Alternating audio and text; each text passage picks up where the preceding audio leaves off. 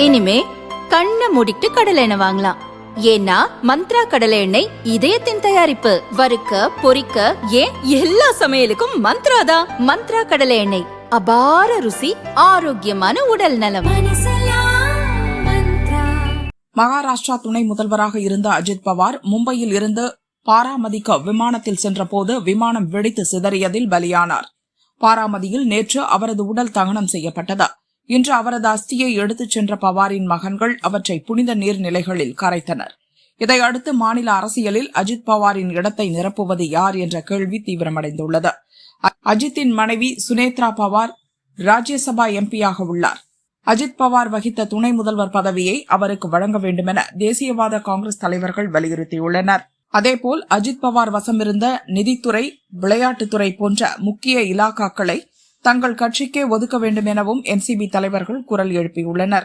கட்சியின் செயல் தலைவர் பிரபுல் பட்டேல் தலைமையிலான குழுவினர் முதல்வர் தேவேந்திர பட்னவிஸை சந்தித்து பேசினர்.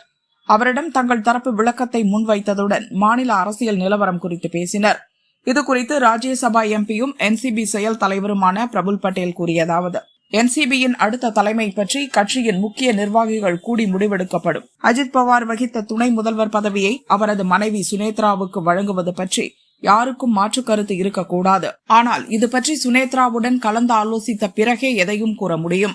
புனே, சிஞ்சவாட் மாநகராட்சி தேர்தலில் அஜித், சரத்பவார் ஆகியோரின் இரு கட்சிகளும் கூட்டணி அமைத்தே போட்டியிட்டன.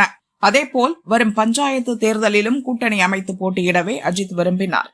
பிரிந்து கிடக்கும் இரு கட்சிகளையும் இணைப்பது பற்றியே அவர் சிந்தித்தார். இது தொடர்பாகவும் விரைவில் நல்ல முடிவெடுக்கப்படும் என்றார். பவார் குடும்பத்தின் சார்பில் நிர்வகிக்கப்படும் வித்யா பிரதிஷ்டான் அறக்கட்டளை உறுப்பினர் கிரண் குஜர் கூறியதாவது: பிரிந்து கிடக்கும் இரு தேசியவாத காங்கிரஸ் கட்சிகளையும் இணைக்க வேண்டும் என்பதே அஜித் பவாரின் கடைசி ஆசையாக இருந்தது. விமான விபத்துக்கு சில நாட்களுக்கு முன்பு கூட இதுகுறித்து அவர் என்னிடம் சில விஷயங்களை பேசினார்.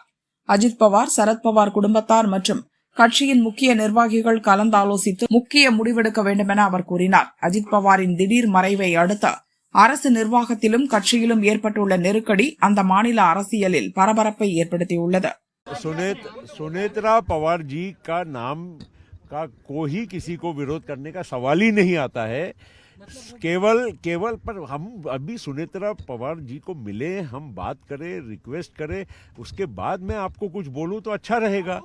और इसीलिए हमारी मैंने कहा ना कि जन भावना और हमारी भावना ये दोनों जोड़ेंगे तो आपको सेम मिलेगी।